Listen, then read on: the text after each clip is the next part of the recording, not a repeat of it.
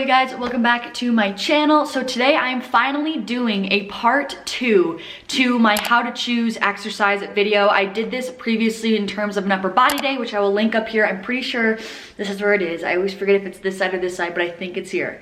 Let's hope I'm right. But anyways, just like last time, I'm going to talk you guys through how and why I actually chose the exercises that I did in my leg day in order to come up with an efficient and an effective leg workout. So today we're gonna be focusing on quads and glutes. So mainly I'm going to be picking out movements that hinge at both the hip and the knee to be making sure that I'm targeting both my glutes and my quads. That is just simple body mechanics right there. So I really hope you guys learn something from this and that it helps you. I know that there's loads and loads and loads of workout videos online, but I feel like it's never really talked about of like how they actually came up with structuring that workout itself and like the strategy behind it, because there definitely 100% is strategy, at least for me when I am planning out my workouts, to making sure that I'm hitting all areas, all muscle groups that I'm trying to hit, and making sure that I'm having a well-rounded training session to make sure that I am prioritizing muscle growth and all of my fitness goals. So let's just get into it. Enjoy. Okay, so I figured it's worthy to share with you guys what I'm taking before this leg day supplement-wise. So I'm starting off with EHPLABS PSI product, which is their non-stimulant pre-workout. I basically use this to help me get a booty pump, because who doesn't like a good pump when they go to work out? So that's why I take this, and then I always go in with their OxyGlow, which is their marine collagen. I love this stuff. My nails are so freaking healthy when I take collagen, especially this one. I've been loving like having done nails now for whatever reason. I've turned a new leaf. I like painting my nails, so I've been obsessed with this. And then lastly, I take their Oxy Shred. This is also non-stim just because I didn't want caffeine, but this really helps me with focus. I really find in my workout I don't get off like sidetracked as often, and I just feel more mentally engaged in my workout. They also have a caffeinated one as well when I do want a kick of caffeine, and it just gives me cleaner energy. I don't get a big crash or anything like that, so I love that. So Livfiit 10 will save you 10% off and also support me directly from all EHPLABS and Blessed products. I freaking love everything about them. So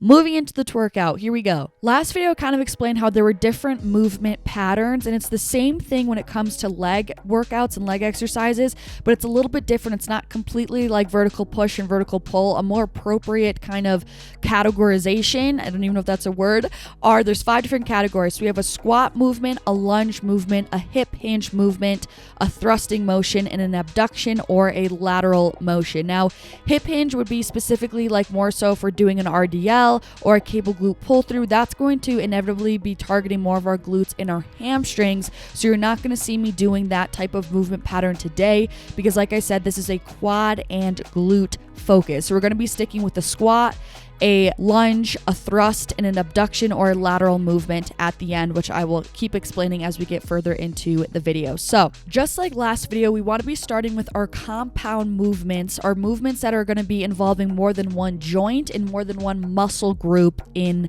the movement. We're going to start with these and prioritize these movements because this is where you get the most bang for your buck. They take the most energy. They're the hardest movement, and this is where you really can hone in and implement progressive overload and increase our weights, our sets, our reps in order to facilitate muscle growth and progress in the gym. So these are our main focus of our workout, and therefore that's why we're putting them in the beginning of our exercise when we have the most energy, when they're most charged up, etc. So for our first compound movement, I chose a back squat for 4 sets of 8 to 10. As you would think, this is a squatting movement pattern. So here we're targeting mostly the quads and the glutes are the primary focus, but a lot of other muscles are engaged. This is definitely a full body movement. And since it's also in the beginning of our workout, this is going to be a strength focused movement. I'm putting it in the beginning and focusing on strength while I have the most energy and I'm not fatigued yet from other exercises in my workout. So here I'm going to be pushing strength, meaning I'm going to be trying to push as much weight as I can, and I'm going to be staying within that rep range of 8 to 10 reps. Whereas you'll see later when we're trying to do more exercises for more so volume purposes, you'll see I pick a higher rep range. So just in terms of form, quickly, I am putting the bar not on my spine. It's a little bit lower, right on my trap muscles. The bar should not hurt your back. If it does, it's most likely too high up on your back. Then I take a few steps back. My feet are just about shoulder width apart, and I'm sitting back and down as if I'm sitting into a chair. That's the cue I always think of, I try to break at the hips first and then follow by breaking at the knee. That will help to make this a little bit more glute focus and a glute emphasis, which I always personally want. And when you sink back and down and push your hips back and break at the hips to go down into this squat, it helps to inevitably shift the weight onto your heels. And then I try to always think about driving up primarily through my heels to again target my glutes. I'm always keeping my core super tight. I'm not arching or curving my lower back by any means. I'm looking straight ahead. I'm keeping my chest nice and open.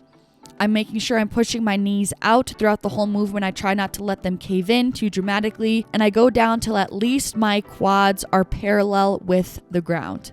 In terms of breathing cues, I'm still not the best at this, but I essentially will breathe in kind of as I'm going down, but then near like the bottom half of the movement, and when I'm at the bottom of the move, I'm holding my breath until I come up and then I exhale. I saw something online that was kind of like pretend like you're going underwater, like hold your breath and when breathe in and then hold your breath when you're down in the squat and then kind of exhale when you come up or as you're coming up, etc. But I always get asked about that, so I feel like I figured I would throw that in. Next exercise is a phenomenal one that I just did for the first time last week, and I'm absolutely obsessed with it. Also, if you're not comfortable with free weight back squats like what I just did, totally feel free to use the Smith machine for back squats. But you guys, I'm telling you, this exercise is absolutely brutal. It is like my deficit reverse lunges that I do on here, but now like times 10 and just ramped up a notch. They're deadly, but in the best way. So next, I wanted to choose another compound movement because we're still early in the workout. I still want to choose exercises that I could really implement progressive overload, go exercises that yield a very heavy weight, and still movements that will involve more than one muscle group just for a more efficient workout. So here, now we're choosing a lunging movement pattern. This is also obviously a unilateral movement, meaning it is only working one side at a time. I also try to incorporate at least one unilateral exercise in every single workout, just to help with muscle imbalances and all of that sort of stuff. So I did a Smith machine high step up for 3 sets of 6 to 8. So as you can tell, this is a different movement pattern completely, but there's different benefits, and now we're targeting something slightly different. This is still targeting our quads and our glutes 100%, but first, since it's unilateral movement and since it's a high step up like this, like in a lunge motion, that's also going to target our smaller glute muscles or our abductors, which are the muscles in our hips. So this is just going to have a slightly different target. In terms of form, I start the movement by starting at the top of the block as I'm on the block, and I position my feet so that when I come down, my knee is stacked over my ankle. I sound like a broken record with these form videos, but these are just the cues that I think of. Another way to think about it is as if there's like a pull from my shoulders to my hips to my knees to my ankle. It's as if someone is pulling my hips back from that same line, and that's where I'm initiating the movement. So as I sink down into this lunge or step up, I always say sink back and down. So I'm pushing my hips back as I'm sinking into this step up away from that line of motion that I just described. This is going to create a bigger stretch in your glutes and therefore increase time under tension and therefore place more of a glute emphasis in this movement. As you're doing that, as you're pushing your hips back and dropping down, this will also inevitably shift the weight onto your heel. Your shin should be staying pretty much completely vertically the whole time because you are pushing your hips back like that. You're not letting your knee crowd down. Your knee is pretty much in a fixed, stable position. You can pretend like there is a rod running through your knee to keep it stationary at that point in time. You're going to come back, shift the weight onto your heel, and then drive up out of this movement with your heel by squeezing your glutes and then your quads. You'll really feel engaged as you top out at this movement.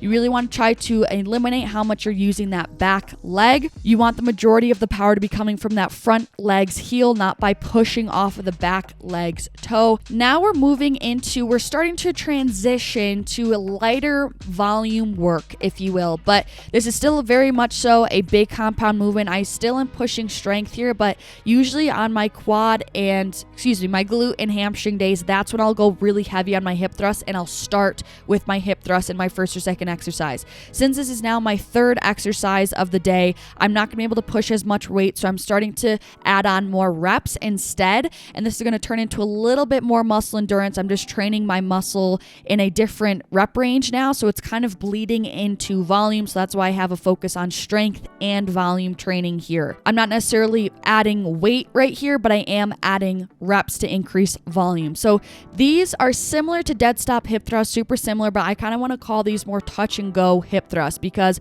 I was barely having them touch the ground and I was then just coming right back up. This is obviously the thrusting movement pattern, or also you can say the bridging movement pattern. Here our primary focus is going to be the glutes, quick form tips, very super similar. The foot placement is going to be super similar to the step ups. Positioning my feet so that when I come up, my knee is pretty much almost exactly stacked over my ankle. My feet are a little bit squeezed in here, but you get the point. So that when you lock it at the top, there should be about a 90-degree angle in your knee.